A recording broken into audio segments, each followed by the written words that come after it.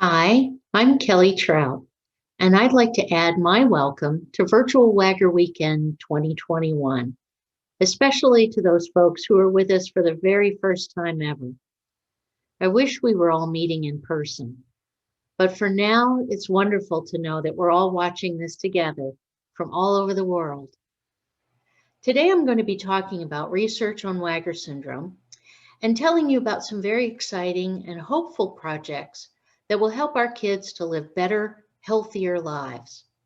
I'll tell you a little about how the IWSA helps make research happen. And I'll also be talking about how you and your child can be a part of these efforts. First, I want to start out with this picture of my daughter, Caroline. I can hardly believe it, but next week, Caroline will be 40 years old. 40 years ago, there was no such diagnosis as WAGR syndrome. There wasn't a name for it back then. It was just called Aniridia and Wilms tumor. When we got this diagnosis, I tried to find all the information I could about it. After weeks of searching, I found one paragraph in one medical textbook about one patient, and that was it. There simply wasn't any knowledge or information about this disorder, and there certainly wasn't any research going on. I remember feeling desperate and angry. How could I help my child if doctors didn't know anything about WAGR syndrome? When Caroline was a teenager, the internet came along, and it changed everything. It allowed parents of kids with this very rare disorder to find each other and to communicate. By communicating, we discovered that our children had a lot of similar conditions, similarities that even doctors didn't know about. We began to understand that if doctors were ever going to learn about WAGR syndrome, we parents and families were going to have to be the ones to teach them. Now, while we would all love to have a cure for WAGR syndrome, we know that really isn't possible yet. But a lot of things are possible. The fact is, there's still a lot we don't know about this disorder. It would be a huge help to simply understand the syndrome better. For example, we now know that WAGR syndrome involves a lot more than just the acronym of Wilms tumor, aniridia, genitourinary abnormalities, and a range of developmental delays. There are many other conditions that are possible, like chronic kidney disease, seizure disorder, behavior problems, and many others. We need to identify all of these conditions and determine how often they occur and why they're related to WAGR syndrome, so that parents and doctors will know what to look for and how to find these things early so they have the best chance of being treated effectively. We also know that Wilms tumor in kids with WAGR syndrome is different in some ways than it is in typical kids. There is growing evidence that aniridia may be different too. We need to know a lot more about these differences in order to get the best treatment. Developing standardized guidelines for care would also be an enormous help. Have you ever taken your child to the doctor and realized they don't really know what to do? Having standards of care would make all the difference in the world. So how can we get standards for care? Well, you can't just make them up. You have to collect data, and collecting data is research. So research can give us all the answers our children need. But medical research is very expensive. So how can a very small organization like the IWSA make research happen? Well, it turns out that money isn't the only thing it takes. Research requires gathering data on patients, such as through a patient registry. It takes making connections with researchers and developing relationships with them. It takes the resources of the time and effort of volunteers. And it takes sharing results with parents, with doctors, and with other researchers around the world. It turns out, if you have all of these things, getting the money for research, well, it isn't easy, but it does become much more doable. So the IWSA focuses on doing each of these things. First, the patient registry. Many of you already know about the WAGR syndrome patient registry because your child is already in it. If that's the case, bravo. If you don't know about the patient registry, our own Jenny Gunkel is going to talk about it in just a few minutes and fill you in. But in terms of getting research done on WAGR syndrome, the most important thing to know is that enrolling your child in the WAGR syndrome patient registry is the single most important thing you can do. So please listen carefully when Jenny comes on. Creating and building relationships with scientists is a critical part of getting research done. The IWSA works hard to find scientists who are already working on Wilms tumor, on Aniridia, and all of the other conditions related to WAGR syndrome, to get them interested in researching WAGR and finding new ways to help our kids. The parents and families who are part of the IWSA aren't just the heartbeat of this organization.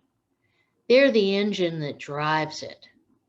Each of us can do something, from fundraising to raising awareness in all sorts of different ways, to supporting other families by volunteering your time and skills. All of these things work together, and all of them are absolutely vital to making research happen. Another important part of research is sharing the results. We want the world to know what's happening in the world of WAGR research. So we share the results on our website, on printed materials you can share with your doctor, and through presentations to scientific conferences. So put all these things together: the patient registry, relationships with researchers, WAGR families volunteering their time and efforts, and all of us sharing data and information. And what do you get? Well, here's Dr. Vicki Huff, Dr. Christy Rutshauser, and Mouse Lab Director Nikki Williams, all dressed up in their PPE on their way to work on the Wilms tumor mouse project.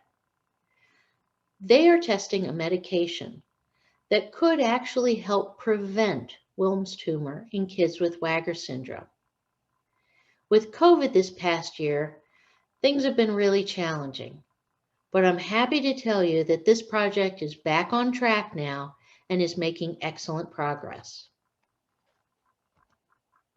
Here we have Jana Hole, who recently published a study that compared children with WAGR syndrome and Wilms tumor to typical children who develop Wilms. Dr. Hole and her colleagues stress the importance of our children being followed at pediatric cancer predisposition clinics whenever that is possible. Many of you are familiar with Dr. Jeff Dome. Dr. Dome published about WAGR syndrome several times over the past year, including in a medical textbook called Management of Genetic Syndromes, a book that is considered a go-to guide for many pediatricians. Dr. Andrew Murphy is another familiar face, and another physician who has developed a keen interest in WAGR syndrome. Dr. Murphy is working on a project that could lead to ways to use genetic testing to predict which children with WAGR syndrome will develop Wilms tumor. Yet another familiar face is Dr. Joan Hahn. Many of us remember Dr. Hahn from her study of WAGR syndrome at the National Institutes of Health back in 2006 to 2014. Well, Dr. Hahn is still very involved with studying WAGR. One of her recent projects involved a study of whether gene editing could fix some of the brain abnormalities our children have. This project was what is called basic science, and it's a long way from basic science to having an actual treatment. But the theory proved to be correct, and that's amazing. just like the very cool zebra print glasses Joan is showing off here. For several years now, Neil Lagali and his colleagues in the organization Aniridia Europe have been accomplishing remarkable things in terms of learning more about aniridia and its complications. Unfortunately, one of the things they're learning is that problems with the cornea can be worse in patients with WAGR syndrome than in patients who have isolated aniridia. While that's disappointing, it's really important information. It means that parents and doctors need to be especially careful about our children's corneas. Aniridia Europe has created some wonderful videos about exactly how to do this, and you can find them on the WAGR.org website. And here's Dr. Jen Kalish. You're actually going to be seeing her in just a few minutes. Dr. Kalish is a geneticist at the Children's Hospital of Philadelphia. Thanks to our WAGR weekend hosts, John and Beth Morris, we were able to interest Dr. Kalish and her team to take a look at the data in the WAGR syndrome patient registry. What followed has become a full-fledged and ongoing collaboration between members of the Kalish lab and the IWSA patient registry team. I am thrilled to tell you that we have just submitted an article on the registry data, and I can tell you that it's going to be huge. It will be the first publication to recommend a model for managing medical care in WAGR syndrome, and all of it is based on the evidence provided by participants in the registry. We will have lots more information about this article soon, but for the moment, I hope all of you take great pride in knowing that you did this. By participating in the registry, you changed the world for your child, and you've changed the future for all of our children. Speaking of the future, I want to give you an update on the Clinical Center of Excellence for WAGR syndrome. You may remember that we started working on this project a couple of years ago when Children's National Hospital announced plans to create a rare disease institute that would house clinics for rare disorders like WAGR. The beauty of a center of excellence is that it can become a one-stop shop for all the specialists a child with WAGR syndrome might need. And on top of that, over time, the specialists at such a clinic become experts in WAGR syndrome. Can you imagine taking your child to such a place? Well, COVID-19 certainly slowed things down, but it hasn't stopped it. I'm happy to tell you that construction of the Rare Disease Institute is now complete, and we hope the center will be able to start seeing WAGR patients as early as this winter. Look for lots more information about this in the coming months. And here's Caroline again. So much has happened since she was a baby. From no name for her diagnosis and almost zero information about it, to a broad spectrum and an explosion of research and information. From no help to real hope. I'll leave you with this. Consider your own child's journey. They are standing on hope too. What will you do to help them get there? Thank you.